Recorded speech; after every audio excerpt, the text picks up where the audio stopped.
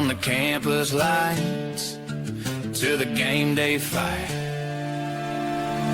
Texas dust on the boots, packed out stands in the sun. Every school has a story, every season has one. Turn it up, lean in close, hear that crowd start to roll. The Corey Home Sports Show, the Corey Home Sports Show. Big stories and real conversations, bring the truth, let it roll. The Corey Home Sports Show, the Corey Home Sports Show. For the schools beyond the spotlight, where the heart of the game still shows.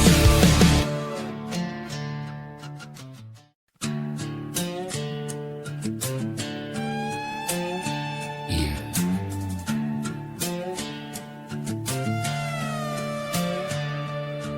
From the campus lights to the game day fight.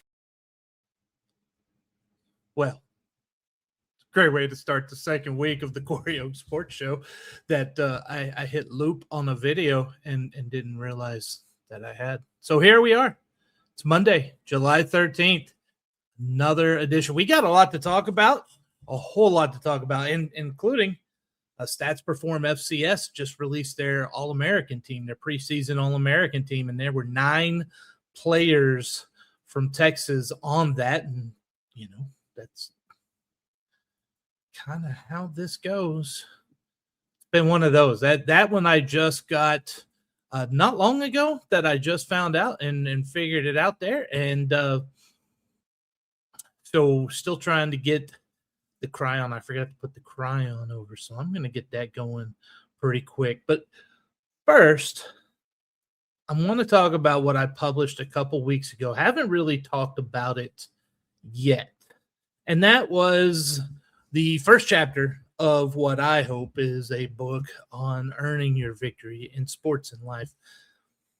I have found in my time in covering college sports that there are so many correlations, and people talk about this all the time, but it really is. I also figured out that there's no secret to success. Anyone can do it. The problem is it's not easy. It's really, really hard, and it takes consistency. Nick Saban, he was kind of the first one, if you will, that, well, I won't say Nick Saban. Nick Saban is part of this. Let me start at the top. Let me give you an umbrella view of where I've come up with what I'm calling the earn philosophy, because you have to earn your victories, your success in life. And just like you have to earn it in sports, it is the same formula, and there is a formula. And again, like I said, it is not secret. Let's start with the Stoic philosophy that I started studying 5-6 years ago-ish. Ryan Holiday books. He has written a lot of those. There's 4 Stoic virtues: discipline, courage. You have justice, which is his book on justice is called Right Thing Right Now. You do the right thing right now. Awesome.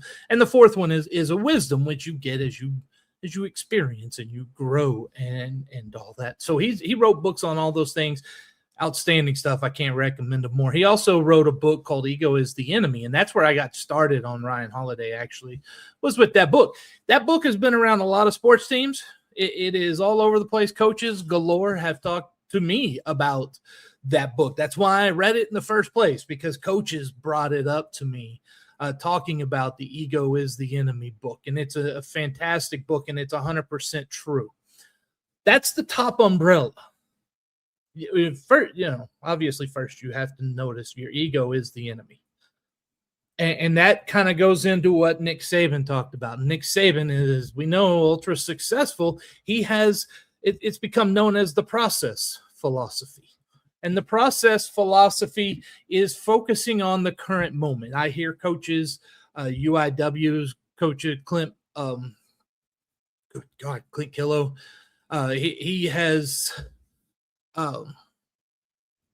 he has over and over again, every time I talk to him, he mentions being where my feet are. He credits that with Eric Morris, who's now Oklahoma State head coach, former UIW head coach. G.J. Kinney was big on that too, former UIW head coach, now Texas State head coach. Being where your feet are, being in the moment. And Saban's view on this is you're not thinking about the goal. For them, for Alabama, the goal is a national championship, right? That's the goal every year. They're not thinking on off-season day one about national championship. They're thinking about off-season day one and that rep and doing that, right? That's focus on this, on today, on tomorrow. But then as I really got into this stuff, I started realizing from coaching little kids and working on myself and trying to get better and become a better person, that there's another level to get to that helps achieve the process, which helps achieve the 4 virtues in the end. All of it is combined. All of it goes together. And I call it the earn philosophy. It's your effort, attitude, response, no excuses, and you never quit. You give your best effort. Again, look, you want to relate this to sports? I told you Alabama says national championship. You decide, first off, the key thing I can tell you right now, and we're going to talk a lot about this. This is going to be a conversation that goes and goes and goes with me because I'm really interested in this. And I hope some of you are too, because I think some of this can help some of you if you're interested in this sort of stuff. If not, that's fine. I get you. And we're going to talk because we got a lot to talk about. I got Sooner Athletic Conference preview. We got 9 Texas players on the FCS preseason All-America teams. We're getting to all of that plus other stuff. We're going to spend plenty of time on this, though, as well. And so to get that moment, like, Nick Saban says, I want to win this moment. But what does it take to win that moment? That's what I started thinking about.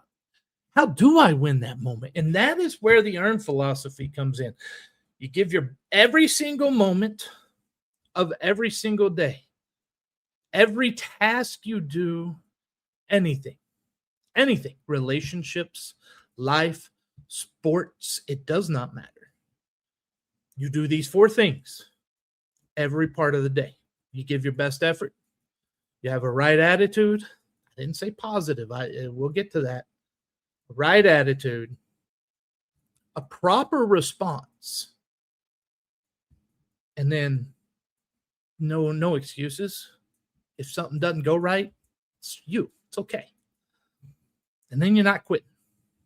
Not quitting. You're gonna finish it. Now, if you do those 4 things on that first practice rep, and the next practice rep, and the next one, right? Now, are you going to do it 100% of your practice reps? Nope.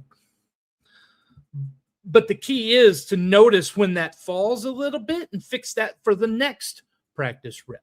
Is every project you're going to do bigger? Nope. Not everything's going to go according to your day. Look, it's a Monday. Look, looped video to start. Was that the plan? No. My response, oops. What am I going to do? I controlled it. I didn't do it. I'm human. I made a human error to start this show.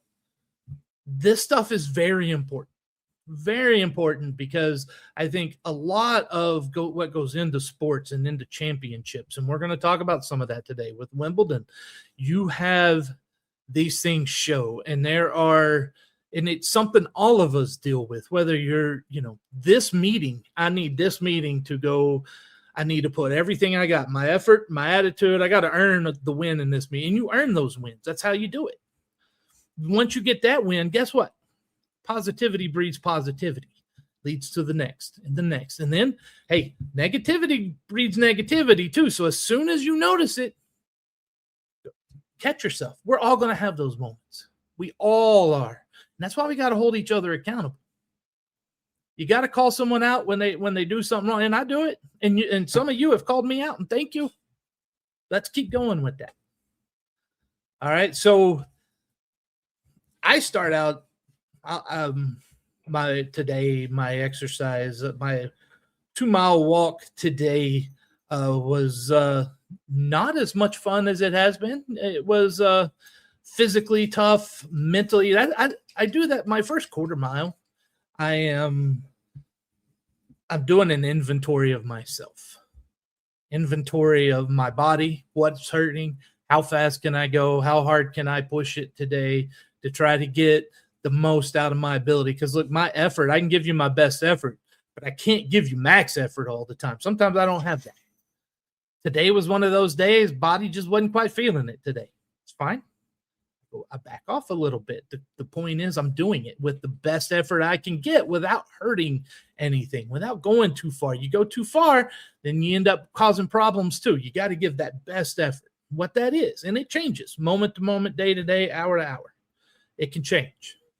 Your attitude controls a lot of that too. And not just a positive, but the right attitude. Not everything's going to be positive. So you can't be positive about everything. Right? You find out Aunt Barbara died. You're not, how are you going to be, well, that's great. She lived, well, maybe not. Right? Let's have a little empathy for Aunt Barbara and the family. Right? It's, that's too bad. Doesn't mean it's negative. You got to have the right attitude. And if you don't, that is a big one. You got to fix that. These all four have to work together. And you see it. You see people quit. You will see that all the time, especially in these sports that are, I talk tennis. I was watching, we're going to get into that with some of my thoughts on that. And I will put some of this philosophy in there at that time as well. I didn't get the teleprompter going either. See, I am absolutely human today. That is crazy. Crazy. It's time to go through the 2026 Sooner Athletic Conference football predictions. These are my predictions. I want to be very clear that also, hey, your comments. I want your comments. If you're watching on Facebook or you're watching on Substack, please, I want or on YouTube channel, Corey Hogue Sports. That's how you find me, CoryHogue Sports. It's right up there at the top. If you're watching on YouTube, find us. Thank you. I appreciate it. You guys are the best, and your comments are always welcome. I want to know, this is for you. Tell me what you want. Now, here's my Sooner Athletic Conference predictions. And I'm going to tell you that, yes, there is a certain publication that comes out in the summer that we know that I used to work for. I have not seen it. None of this is I have not any idea about that at all. These are my predictions. Nothing to do with them. I haven't even seen it in our stores in Wichita Falls yet. So I honestly, and I do look to see if it's there because I did that before. But these are my predictions. These do not come from anyone else. My top team, number one team this year, I've got Louisiana Christian. Last year finished in a three-way tie, Louisiana Christian, Ottawa, Arizona, and Texas Wesleyan. And Texas Wesleyan got the bid by the three-way tiebreaker. It's going to be one of those types of years again, I think, for the Sooner Athletic Conference. You do have some changes near the top and some head coaching changes at Texas Wesleyan, which we'll get into here in a second. But it seems to me this is going to be one of those again. The Wildcats went 8-3, 7-1 in the conference, shared the championship. Look, Ben McLaughlin was the coach of the year for the conference. That was a 5-win improvement. Louisiana Christian is always that sleeper.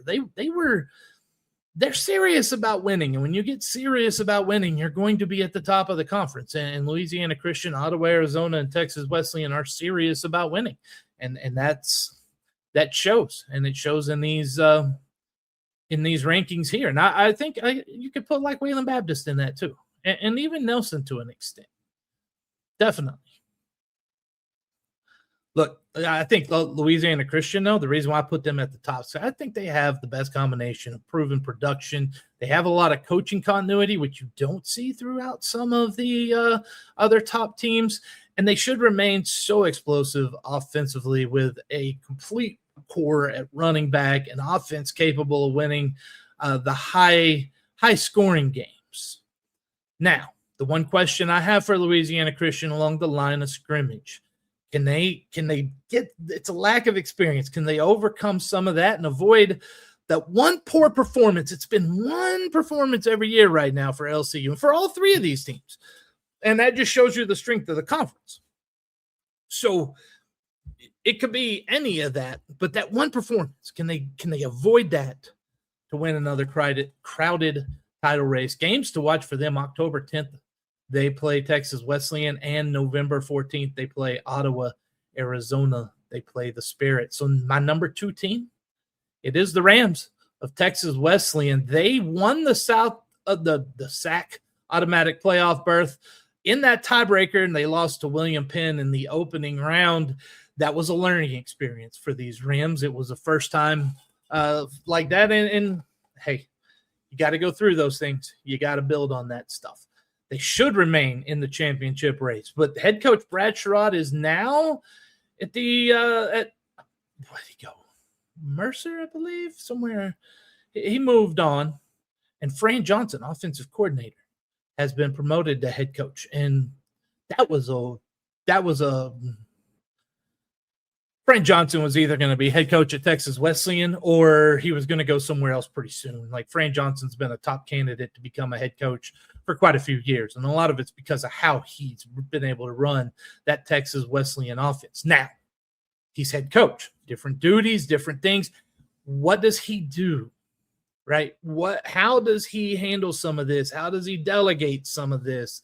Because you can't do it all as a head coach. So how he delegates some of that, how that offensive continuity remains, if he's going to not call the plays, how much is he really going to trust the offensive coordinator and the play caller, right? And the Rams have to replace a lot of production. And they have a lot of production at premium positions. But they do have the infrastructure. They've got the continuity on offense. They have one of the strongest offensive lines in the conference. This is a third coaching transition in just a few years for Tex West. So this is how they handle that. Again, I think it'll be fine. It was fine when it went the first time when Brad Sherrod came in and took over. It's going to be okay now. October 10th, they are at Louisiana Christian. October 31st, they are at Ottawa. And November 14th, they are at Wayland Baptist. Those are 3 tough conference road games. Very tough conference road games right there. Number 3 in the conference, I have Ottawa, Arizona, the Spirit. They went 8-1, shared the SAC championship again. That was Coach Riley Murphy's first season. Their only defeat was in the last game of the year, kept them from the automatic playoff bid.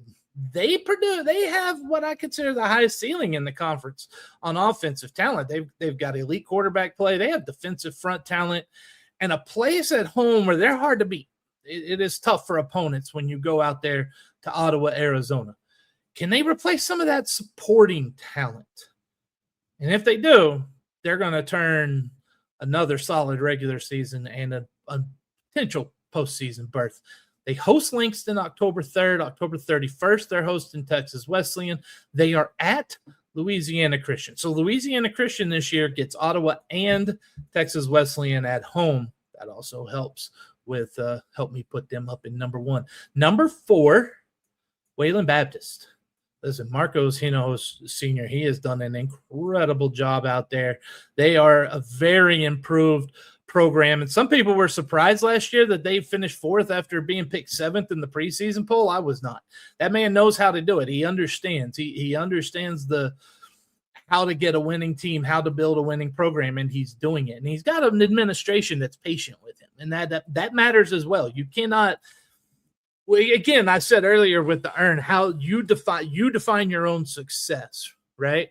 And so let's say for a team like Wayland Baptist, you come in and the program's 0-12, 0-10 the year before, right? Okay. What is success next year? Success 8 wins? Probably not, right? It is, but success should be 2 wins, 3 wins, right? Incremental. That's what you have to now. Do you want to win the conference? Yes, that's your ultimate goal. But if all you think about, and this is Nick Saban's process here, if all you think about is that end goal, winning the national title, winning the conference championship, and you're not focused on the initial success and the building blocks that it takes to get there, you're not going to make it because you're going to get discouraged, right? You're going to get discouraged. It's going to seem too far away. Same thing with me. I can relate it to weight loss, right? I've got a number I want to get to. I'm not looking at that number though. I look at, each day you step on the scale, it goes up, it goes down. It's whatever. It's a number, but it's heading in the right direction. That's what matters. That's called success. That's what I'm defining as success because I define it myself. And those wins are important to have. And so I define my wins with my exercise. I'm defining my wins by catching myself if I've had a bad night with PTSD and trying to get that turned around with whatever I got to do, medication or otherwise. Because I can be difficult. Some of you may know I can be a little difficult sometimes to deal with, as you can also imagine. Back to Wayland Baptist. They have a very solid running game, and they're going to remain dangerous. A lot of experience on defense, and they're starting to believe now that they can win and that they belong up there. The question is, can they get enough consistent play from the quarterback position, enough passing production to go along with that solid rushing attack to defeat one of the top three teams? We will find out. They host Louisiana Christian September 12th, early in the season. That'll be a big one. October 10th, they're at Langston. November 14th, they host Texas Wesleyan. Speaking of Langston, the Lions, I've got them 5th. Last year, they ended with a 17-10 rivalry victory over Oklahoma Panhandle State, but now there's a new head coach, Calvin Miller, longtime member of the staff, extensive defensive experience, has now taken over as interim head coach. Hey, the Lions had playmakers, some individual guys in 2025, but the team struggled to produce and to work together. And that a lot of times, if I had to point to one on my earn scale, I would say attitude is a lot of that, right? You got to have the right attitude. And if your attitude is individual focused and not team focused, well, it can produce inconsistent results. And that's what Langston had last year. More stable defense could keep them in some of those one-score games. They have the coaching continuity on defense. They have the physical talent. A lot of manageable home conference games. Can the offense be efficient enough? Can they? That's the question. September 5th, they're at Louisiana Christian. October 3rd at Ottawa. October 10th, they host Wayland Baptist. 6th, I have Nelson. Listen, they won their final 2 games, and they had a difficult first 8 weeks last year. Kind of started to put it together. Can they build off of that? Can they build off that progress that they had late, which can provide? It can propel you guys. Winning those last couple games, you get into the offseason workouts. Now you got that positivity. Positivity breeds positivity, and you build and you come out ready to play. Nelson could be that surprise team this year. They could be that team that goes from 6th to 4th or 3rd. But the schedule's tough, guys. And they have an inexperienced passing attack. Is the positive momentum enough to lead to success this year? Is the defense improved enough to prevent the offense from constantly playing behind on the scoreboard? That's the question I have for Nelson. September 19th, they host Arkansas Baptist. October 3rd, Oklahoma Panhandle State. And November 14th, they are at Texas College. Speaking of the Aggies of OPSU, I've got them 7th.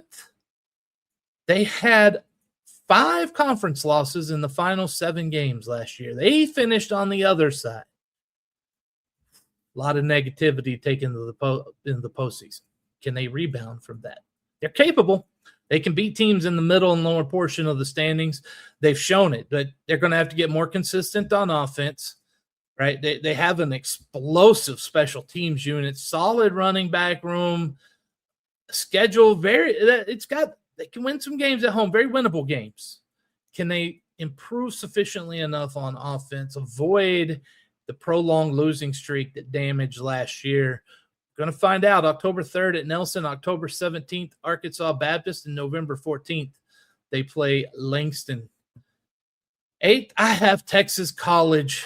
God bless Jarrell Jackson. Love that man. He is so good. They entered 4th last year under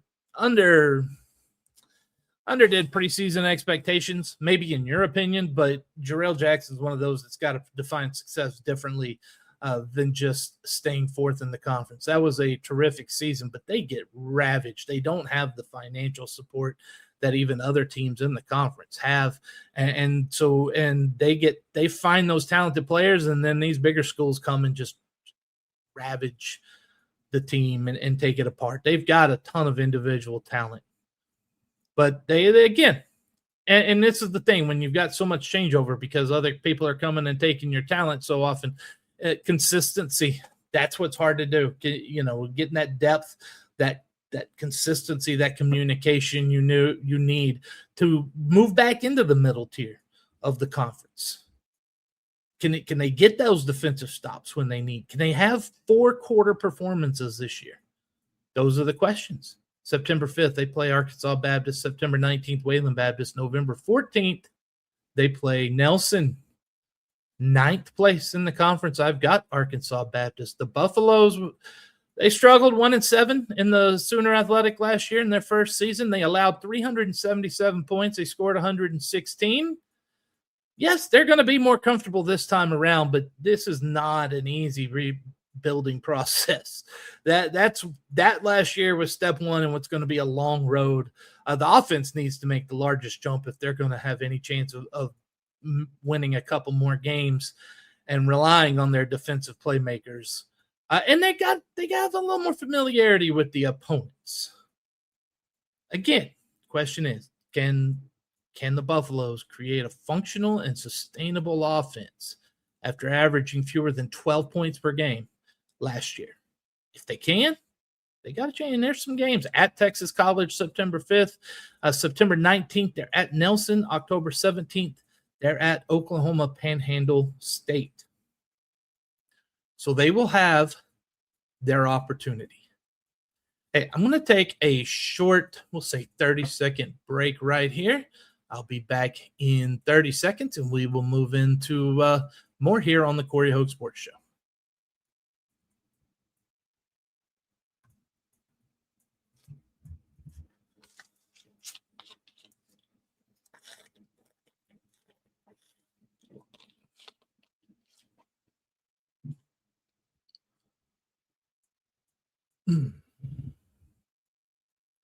Okay, 15 seconds. How about that? World Cup quarterfinal reactions. The big one that everyone's still talking about, the VAR turning a yellow card against Argentina into a yellow and subsequently a red card for Switzerland. Tough one, first off. And I think there's a way that this can be fixed. But this is going to, and it was always going to be from the time this happened, the topic of conversation as to what's going on. So for those who maybe didn't quite see it, there was a yellow on what could have been a typical foul, could have been called just a normal foul, but the referee gave a yellow to an Argentina player for a tackle. But VAR said, no, he got the ball first, or he didn't get the ball first, but the other guy simulated when he fell. He felt the pressure coming. He just jumped and dove. He when you see the replay, it's pretty egregious. Like, it's a pretty big dive, so it was simulation. The thing became, the guy who did the simulation from Switzerland was already on a yellow from earlier in the game. And because the VAR intervened, they took the yellow away from the Argentina player, rightfully so. And then they gave the yellow over to the Switzerland player, which then turned, that was his second yellow, so he gave him a red card. And Switzerland is now down 10 when they're right there in the game. There was a critical moment in the game. There's a solution. FIFA can fix it. Will they listen? Not to me. But there is a solution, in my opinion. The solution that I have is give the referee and the VAR the ability to not have to assess a yellow. If they come in and give a yellow, and let's say in this situation here, he gets the tackle, he comes in, he gets a yellow. Okay. I get it. He got a yellow. You gave him the yellow. You thought that was. But VAR said, oh, look, the guy dove. Okay. You shouldn't have to, because you gave a yellow to the guy who made the tackle, you shouldn't have to administer a yellow to the other player if the VAR thought that shouldn't have been a yellow. It shouldn't. There should not have to be a mandatory yellow card just because you had given one that gets overturned. I think this would have been a great situation where you go, you know what? I shouldn't have gave the yellow card. That was definitely a simulation and a flop, but I don't think that earns, it's not to the level of a yellow card if the referee deems it that way. And so they just go foul, overturned, Argentina ball. That to me would have been a way it could be fixed. FIFA's got to take a look at that. They can fix that stuff. Otherwise, look, I like VAR. I've been happy with VAR. You got to get it right. And there have been times I think they haven't gotten it right. And, Argentina's game against Egypt, they were given one. That should have been a penalty kick for Egypt. And especially considering how they judged it earlier in the game when Egypt scored a goal and Argentina was called for a foul on the other end of the field. I get it. Again, FIFA's not always on the up and up, but they can make this situation better and avoid that. They can avoid that black eye. Semifinals, France and Spain. France is the favorite. Last night when I saw this coming in at a plus 135, I think France should be the favorite. Spain's good. Spain is fun to watch. They're going to make, it's going to be a heck of a game here. Oh, Mike Reuschenberg, Facebook said, imagine the top 4 ranked teams in the world made the semifinals. Yes, I also think they're the best 4 teams in the world this year. And I've been kind of on this one, and I'll tell you, I'll go ahead and put it away out there. I am a France-England final. That's what I believe is coming. And you know what? I'm not the only one. I was a little surprised to see that Vegas said that as well. France is the favorite. I think France is the better team. Just so many options. There's so many places to attack from. France is so good. England-Argentina. That one's going to be interesting because England is favored. That surprised me. That England is favored to win. They're coming in at a plus 160, which means if you were to bet $100, you could win $160.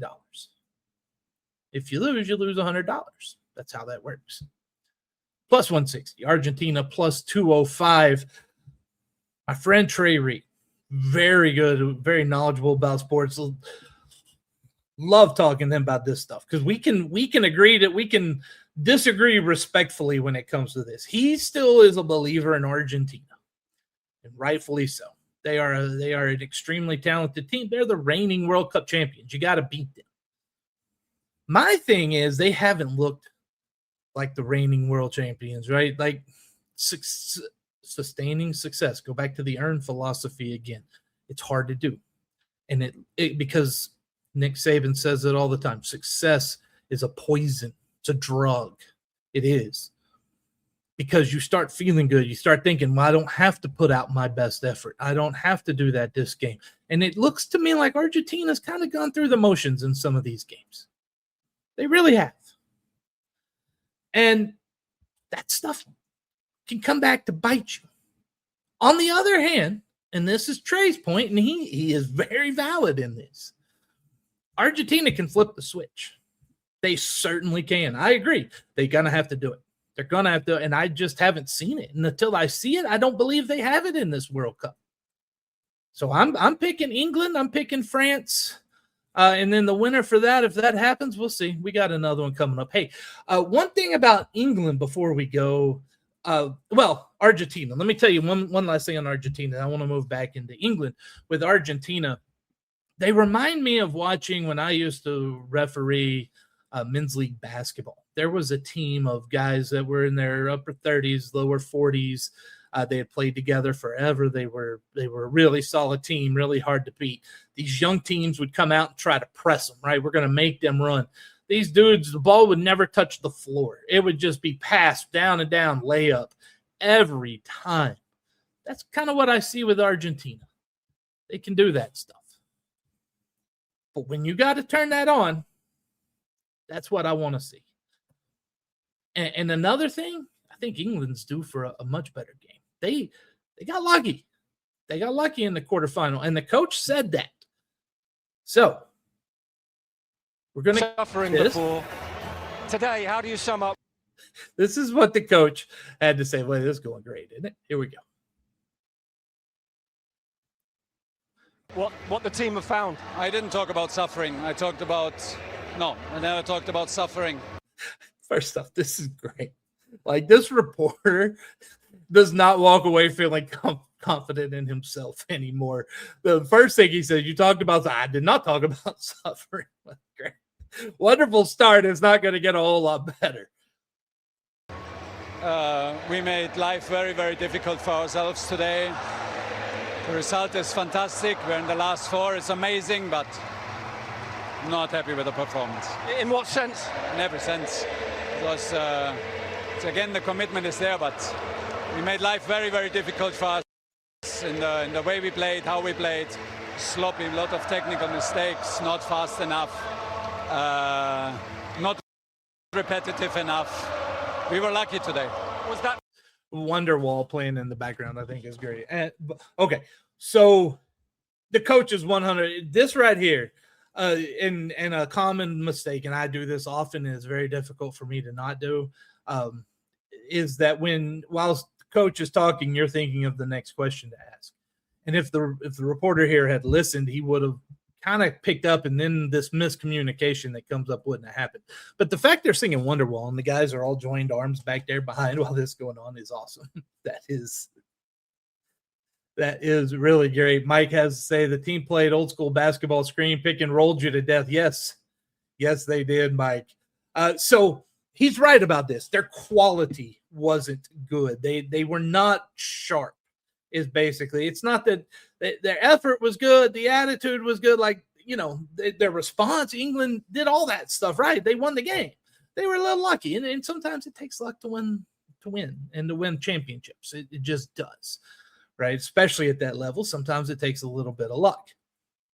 It did, and that's what the coach was talking about. Our quality. We weren't sharp today, and if you start honing in and focusing on that, Argentina's already looked vulnerable. England could come out really ready to play if they listen. Let's listen to the rest of this conversation. the occasion, getting to the players? I don't know, it's mentality thing? No, nothing. No, it's no mentality. Well, if you're not happy with the players. This is pure mentality. How can you ask about mentality now? This is pure mentality. It's not about mentality. No, I mean when the players had the problem. See, the reporter was thinking of the question he was going to ask, and he says the word mentality, and good Lord, man, that sends Thomas Tuchel off like that guy. Mentality. It's not mentality. Is that the mentality? What was There's no mentality problem. This is pure mentality. This is pure mentality. You can bottle it up and sell it. Absolutely. So why is the problem for mentality? It's the quality of our games. That's it. It has nothing to do with mentality. Well, what about in terms of the players who came in then? The adjustments you made? Very good. Reece James. Yeah, it's not about mentality. It's about the quality. That's exactly what it was about. So, told you my pick. That is, I've got England. I've got France. That is going to be a very, very fun World Cup final. If that's how that shapes out. Wimbledon, quickly. Linda Noskova is the women's champion. Her first major victory. She did an outstanding job. That second set was really tough. And Mukova, they both showed a lot of grit, a lot of determination during that second set. Mukova was not going to be easy to beat. And Noskova lost that and then lost the break, lost the set. Man, credit to her for turning that around at that set break, because that's the hardest thing to do. We see tennis players all the time that when that happens to them, again, negativity, it's hard to stop that negativity. And sometimes that set break is when a lot of these players are able to kind of reset it a little bit. She certainly did there.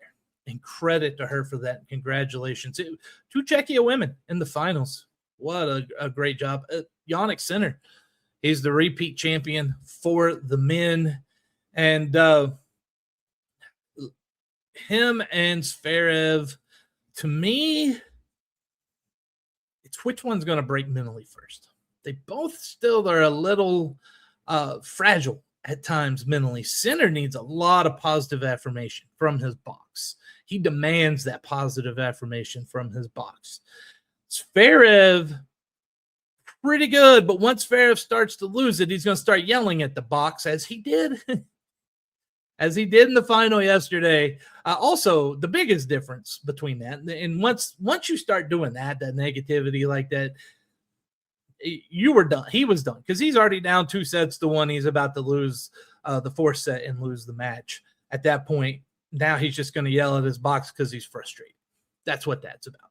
But what really cost Zverev the match was unforced errors. He 45 unforced errors, 45-25, and big points. There were forehands. He had it. He had to hit it, and it would go awry. He was not accurate with his forehand yesterday.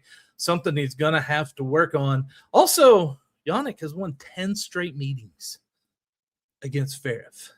So there's another mental part that Zverev is gonna have to try to bust through. Because coming up now is the U.S. Open, and that'll be another fun one coming up here in August. We also have the Little League World Series coming soon. But anyway, the U.S. Open. Hopefully, Carlos Alcaraz is able to return. He's out with a severe right wrist injury, but it is not sounding good. But Darren the past week said he may be out for the season. That would be unfortunate. Hopefully, he can come back soon. He's at a prime. He's fun to watch. He adds another dimension to the Zverev and Sinner run and the Joker run as well. MLB draft this weekend, and there were a lot of players selected from some Texas schools. One that I watch, Ryan Peterson, right-handed pitcher, 71st pick in the competitive balance round B part of the draft by the Miami Marlins. The slot value, this does not mean it's what he's going to sign for, but the slot value is $1.19 million. Not bad. Hey, he had it. MLB, I looked at their draft thing. He recorded an immaculate inning during his first college start in 2024. He was Sam Houston's Friday night starter the last 2 seasons. He's drawn a ton of big league interest, and they wanted to sign him after his sophomore year when he was eligible, but he turned him down and went undrafted. And so now, 71st pick, not bad. Good job. Way to bet on yourself. Ryan Peterson, congratulations on that. And he's got one of the best curveballs in college. It comes in about 79-82. He's got a low 80s slider, a low to mid 90s fastball that can top at 96. Fantastic command. He's got deception. And here's the part I don't get. He could have a changeup, might need work. He's a mid-rotation starter. That's how he's going to be drafted. Apparently, Sunshine is itchy over there. By the way, tomorrow, Sunshine the Fourth's birthday. And then the next day, on Wednesday, which, by the way, I will not be live on Wednesday, Gabe and I are going to watch Dogman, the movie. And it's also the day that I was paired with Sunshine, the 2-year anniversary of that. So lots to celebrate the next couple of days here. Anyway, back to Peterson. If he had a upper 90s, he's probably a first rounder. And that's what I don't get. Like, this dude is effective. He's got a different enough change. I think he'd be fine. I get it. Top of the first rounder, you probably want top rotation starter. He's more of a mid-rotation guy. That's going to get you quite a few millions and earn you a good living. And he's really athletic. He gets off the mound well, a lot of extension. He throws a ton of strikes.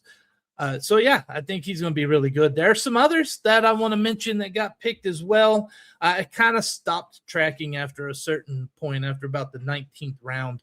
The left-handed pitcher Brett Landman from Abilene Christian, he was the 185th pick in the 6th round of Boston. That comes with a slot value of $352,900. Luke Pettit, Dallas Baptist. Name ring a bell? Yes, that is Andy Pettit's son. He's a two-way player. He was drafted 200. He was the 248th pick in the 8th round by the New York Yankees. A competitive slot value of 233.1 thousand. He was initially a prospect as a right-handed pitcher, quality mid-80s slider, low 90s fastball, but he injured his elbow in 2025, and he had Tommy John surgery, kept him off the mound last year, so he became a DH. He slashed 337, 403, 693, 16 homers in 42 games. That's pretty solid. And so the Yankees take a flyer on another Pettit. Also, Dallas Baptist catcher Jake Bennett was the 252nd pick in the 8th round by the Blue Jays. That comes with a value of 219.5. Right-handed pitcher Peyton Feeney, I don't know how to pronounce that, and I do apologize for butchering it, from Odessa Junior College, picked in the 11th round by the Houston Astros with the 331st pick. Tarleton right-handed pitcher Anthony Trito was the 400th pick in the draft in the 13th round by the Seattle Mariners. DBU had another one, Ben Tryon, an infielder, in the 17th round. Right-handed pitcher Travis Lutz from Lamar was in the 17th round. Janelle McLeod, Amarillo College, was picked in the 18th round. And catcher Luke Bard from Houston Christian was also picked in the 19th round. It's All-Star Weekend, Home Run Derby tonight. And there were some changes to it this year. There's no more timing. Did I have that? Hey, look at that. Oh, no, I don't want to talk about that. Home Run Derby clock is gone. How about that? Home Run Derby clock is gone. That's a good thing. They're giving them 15 swings, 10 swings. There's no real bracket play through the first round. It's going to be the top 4 who hit the most home runs. They could take time between it.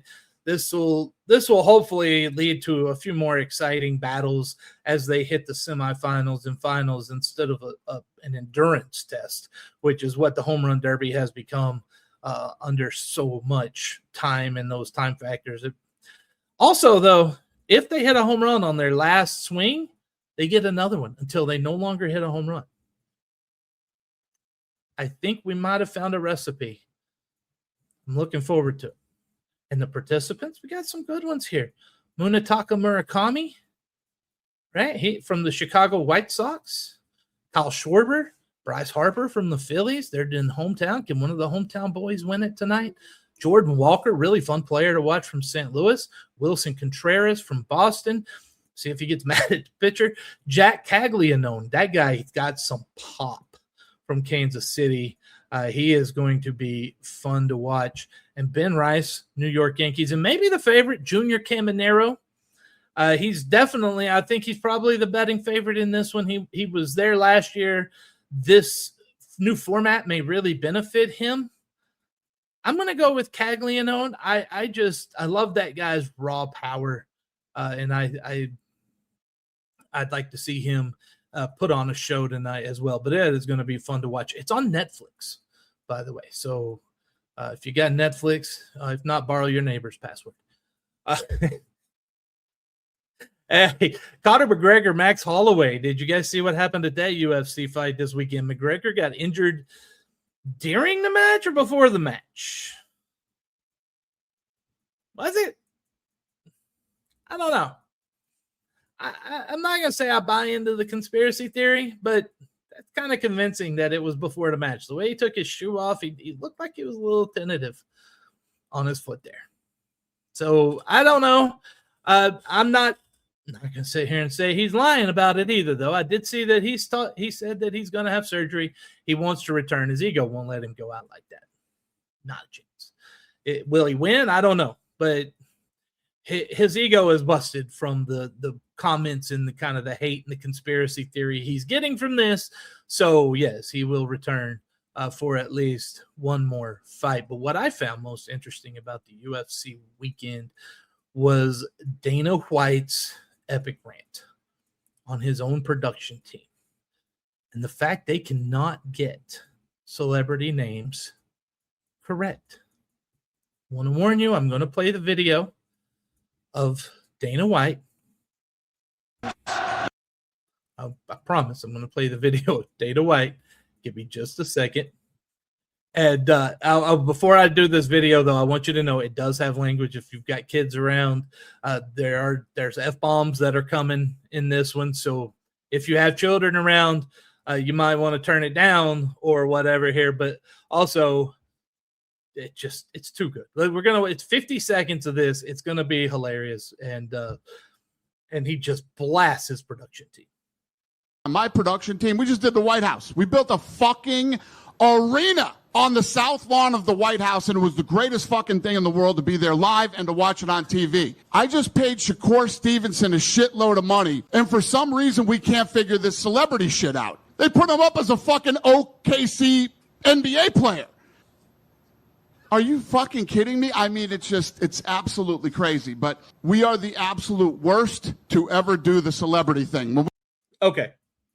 So far, his rant has been just epic. It's fun. OKC taking strays in this. But this next part, this is when Dana White scores a victory for me. And this is why I'm playing this, is this next part. You got to hear. We put celebrities up, we are the worst. I just had this fucking debate in the back with my guys while I was screaming at everybody back there, and they said, no, soccer's worse. Soccer shows the people and they don't put up any graphics. Oh, no. We put up fucking graphics and put the wrong guy's name on it. We win. We're the worst ever to fucking do it. Oh my goodness. We win. Soccer's worse. They don't put up graphics. Oh no, we put up graphics. We're the worst. He's just yelling at his production team, and to think that his production team's like, I don't think soccer's worse. Oh no, we put up graphics. Put the wrong name on it though. I wish that was.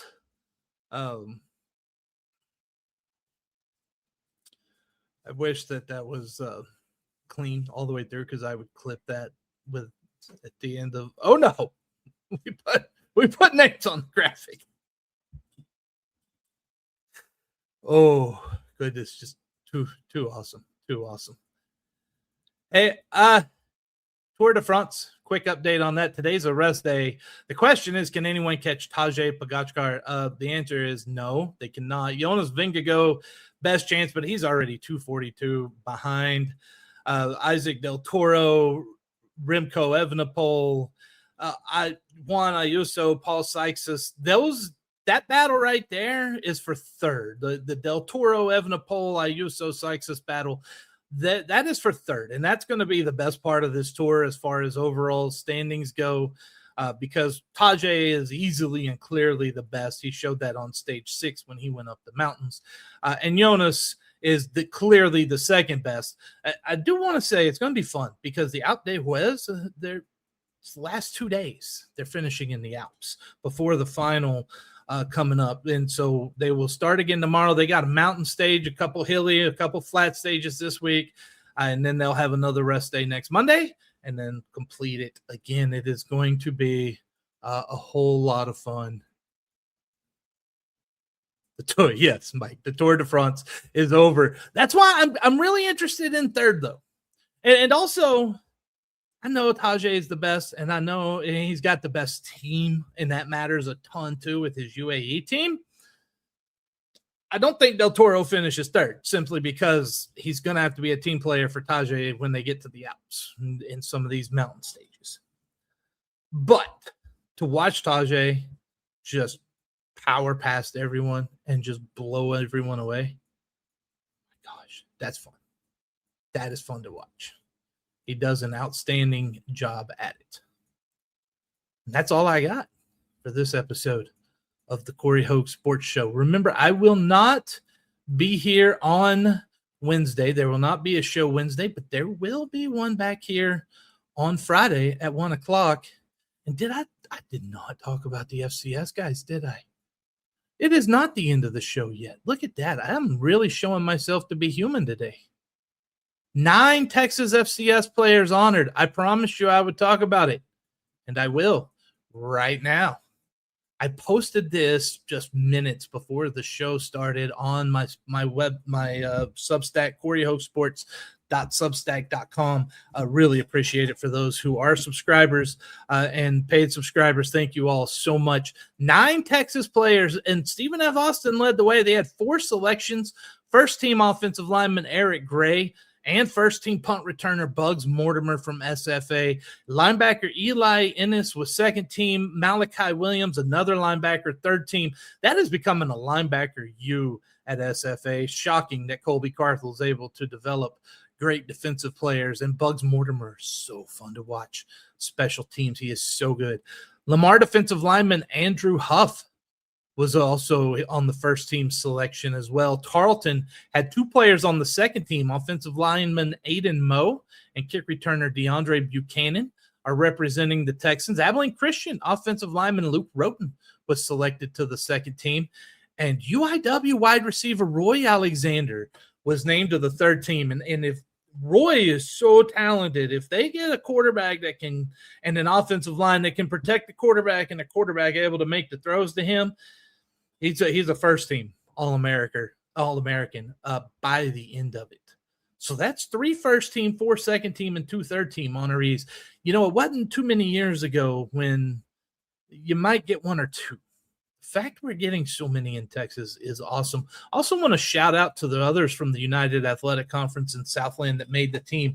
5 other players: Austin P offensive lineman Joshua Sells Jr., Southeastern Louisiana linebacker Jake Delmato. They got first team honors. Austin P quarterback Chris Parson was selected to the third team. McNeese long snapper Pearson Parent and Southeastern punt returner Dekai Joseph also earned third team honors. Congratulations to all of those. If that doesn't tell you football is coming, I don't know what does. You know what, Mike? Mike's talk about the Tour de France. Mike posted a comment. Toro has been strong so far. If UAE is able to control pace and Toro isn't the one pulling the train, he has a chance. That's a great point. Look, UAE is so strong they could put 2 on the podium. Jeez. The team is like, the team titles there is likely, right? If you put 2 on the podium. Remember Ineos a few years ago? They were the team like that. Jeez. Now it's Team UAE. They're the team. They've got the money. They've got the talent. They're doing a great job. And ladies and gentlemen, that is the end of the Corey Hoke Sports Show. I want to say thank you so much for watching. Again, you can find us on YouTube, Substack, Facebook. Search Corey Hoke Sports, CORYHOGUE Sports. Have a blessed week. See you on Friday.